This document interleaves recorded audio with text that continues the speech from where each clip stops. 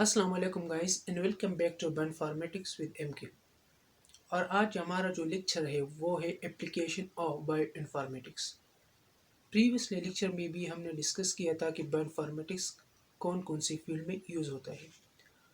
तो ये तीन क्वेश्चन आपके माइंड में तो आए होंगे कि बायोइन्फॉर्मेटिक्स कहाँ पे यूज़ होता है, स्पेसिफिकली ये कहाँ पे यूज़ होता है। दूसरा नंबर पर ये बायोइन्फॉर्मेटिक्स सोसाइटी को क्या बेनिफिट देते हैं। एंड तीसरा क्वेश्चन ये है कि बायो इन्फॉर्मेटिक्स हेल्थ साइंस या साइंस को क्या बेनिफिट देते हैं। इन तीन सवालों की अगर आप अंडरस्टैंड करना चाहते हैं तो हमारे वीडियोस को देखते रहिए। तो सबसे पहले जीनोमिक्स से। जीनोमिक्स में अगर आप यहाँ पर देखें तो जीनोमिक्स में हम ये स्टडी करते हैं बायो इन्फॉर्मेटिक्स के थ्रू कि हम डीएनए सीक्वेंसिंग कैसे करते हैं और डीएनए सीक्वेंसिंग हम कैसे करते हैं। दूसरा जीन फाइंडिंग कि हम जीन कैसे फाइंड करते हैं, उसकी जीनोम की असेंबलीज कि इन दोनों की इन जीनोम्स की आपस में क्या रिलेशन है। उसके बाद वेरिएशन ऑफ जीनोम एंड ये सारा इंफॉर्मेशन जब आपके साथ आ जाएगा, फॉर एग्जांपल हमने एक सीक्वेंसिंग की तो ये आप सेव कर सकते हैं बहुत सारे डेटाबेसेस है बायो इन्फॉर्मेटिक्स की, जीनोमिक्स के अलग डेटाबेसेस है, प्रोटियोमिक्स के अलग डेटाबेसेस है। ये डेटा उसमें आप स्टोर कर सकते हैं।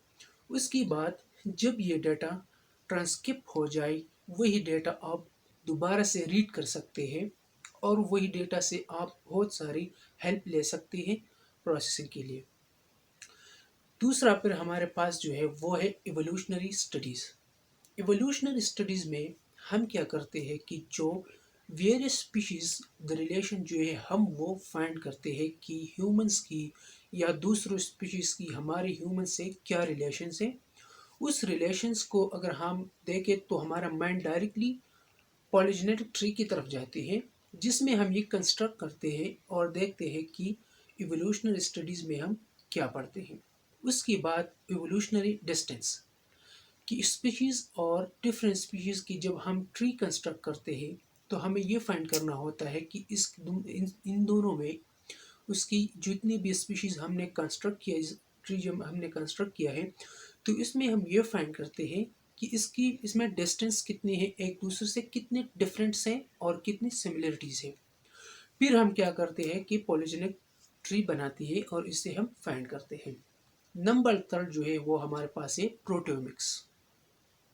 प्रोटियोमिक्स में हम अगर बायोइन्फॉर्मेटिक्स की फील्ड की तरफ जाके देखें तो हम प्रोटीन की सीक्वेंसिंग भी कर सकते हैं जैसा कि हम जीनोम की सीक्वेंसिंग करते हैं। और without bioinformatics it is impossible that you can sequence the genomes and DNA, protein as well as genes. उसके बाद अगर आप प्रोटीन स्ट्रक्चर के बारे में देखें कि हम प्रोटीन स्ट्रक्चर फोल्ड कैसे होते हैं, वो फंक्शन कैसे परफॉर्म करते हैं, प्रोटीन स्ट्रक्चर कैसे फोल्ड होते हैं और उसके बाद वो अपना फंक्शन कैसे परफॉर्म करते हैं। उसके बाद पोस्ट ट्रांसक्रिप्शन मॉडिफिकेशन।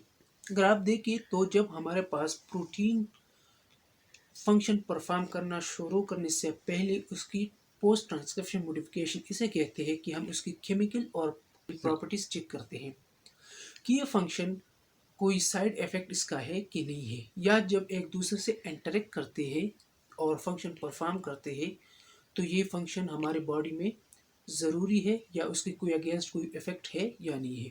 उसके बाद है प्रोटीन प्रोटीन इंटरेक्शन।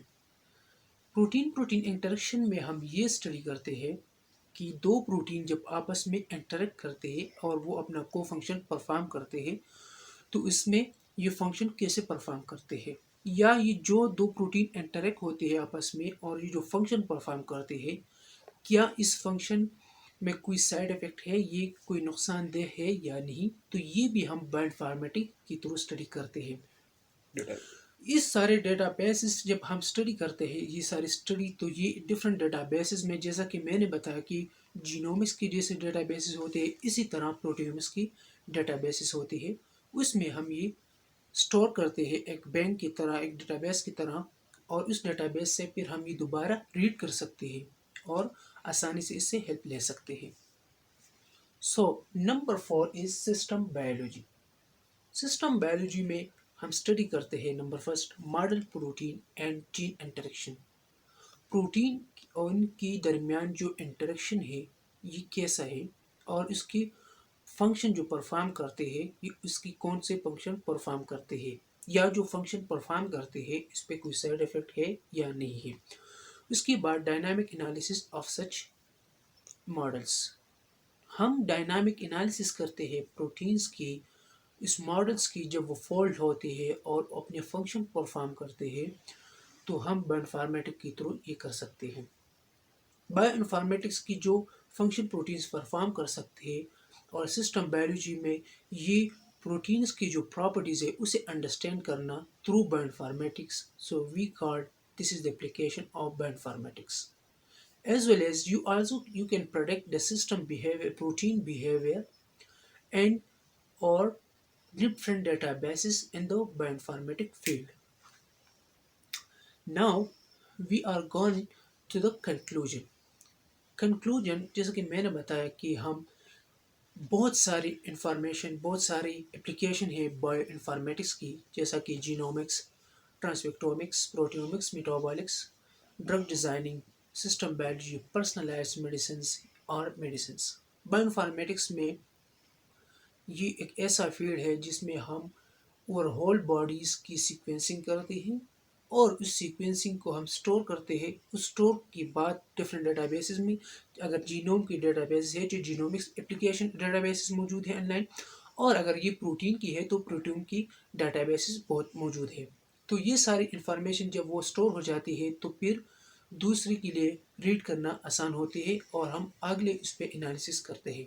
उम्मीद करता हूँ कि आप लोगों को वीडियो अच्छा लगा होगा। प्लीज़ मेरे चैनल को सब्सक्राइब करें और इसी तरह बेल आइकन दबाएं इसी तरह अपडेट वीडियो के लिए। Thank you for watching.